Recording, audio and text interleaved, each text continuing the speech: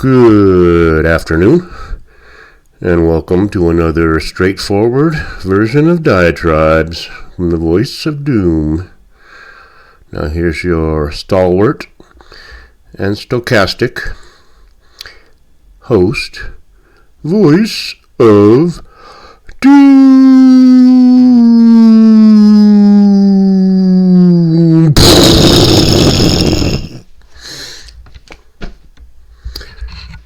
Hello.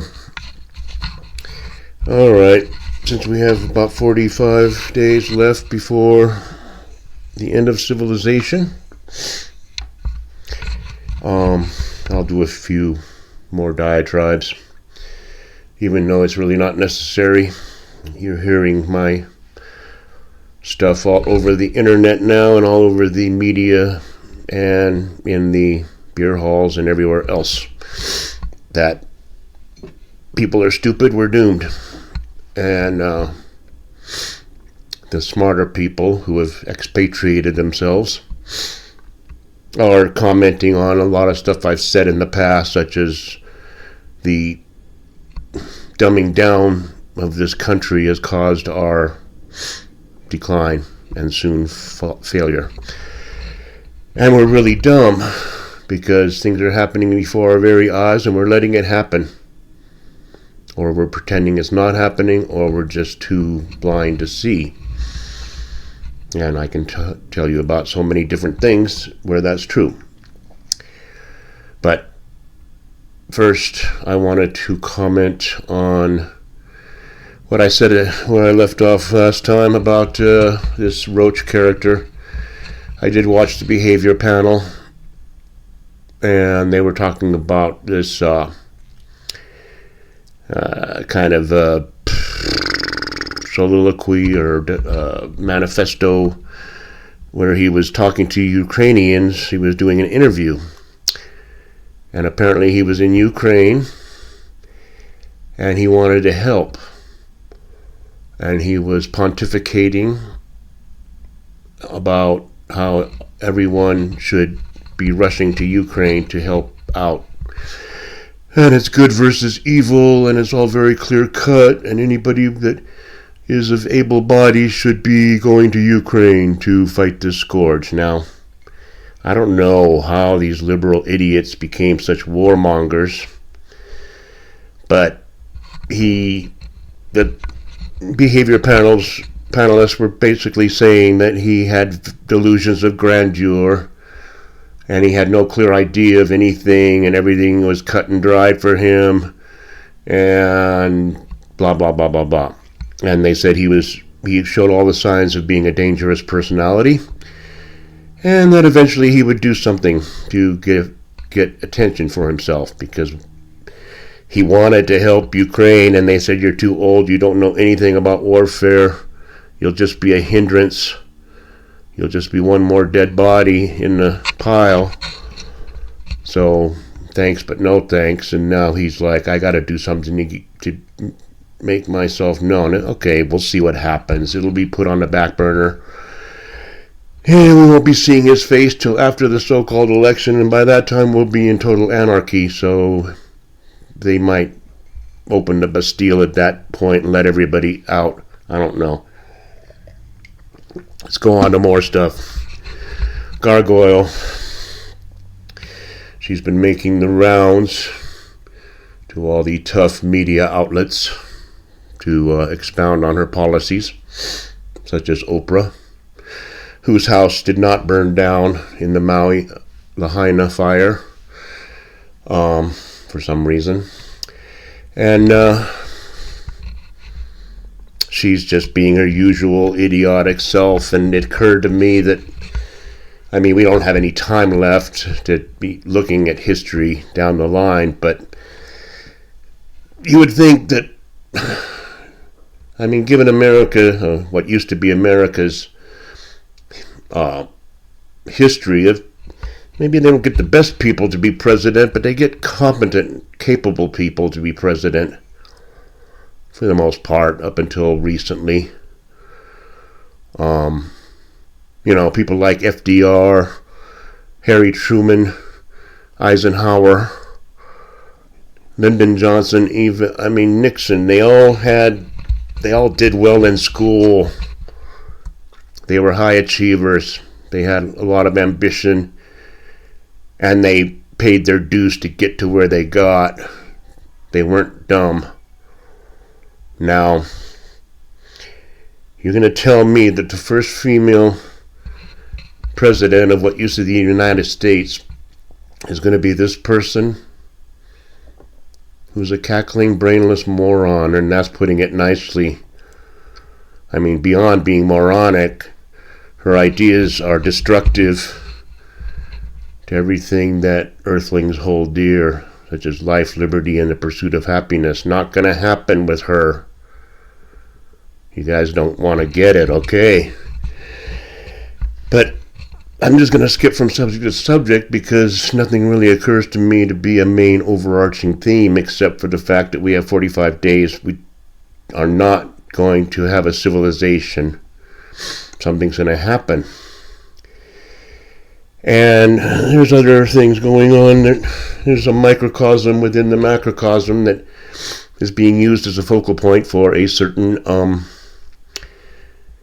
dilemma, a certain issue called immigration. And this microcosm is Springfield, Ohio, where the focus is being focused, laser focused, on just what's going on there when you inject 20,000 Haitians or of any foreign entity, inject 20,000 into a small town of 50,000 and see what happens. Now, the dogs and cats things was a canard that, of course, Orangey and his buddy Vance had to bite at. They took the bait just like a minnow. Nothing against them, it's just they gotta get it together and be a little smarter. Don't take the bait. Dogs and cats being eaten. It doesn't matter if dogs and cats are being eaten. That's not even the big issue. Talk to anybody in Springfield who's lived there more than 5 years, and they'll tell you the issue is driving. You got to be on the road with people who don't know the rules of the road and do whatever they want, bring their culture into their town. And then it's always the same thing. So sick of it. Not that we're against immigration. It's always, even the old toothless, good old whatevers will have to say and add that addendum to their comments, otherwise, they'll call me racist. I'm really sick of that. We're a nation of immigrants.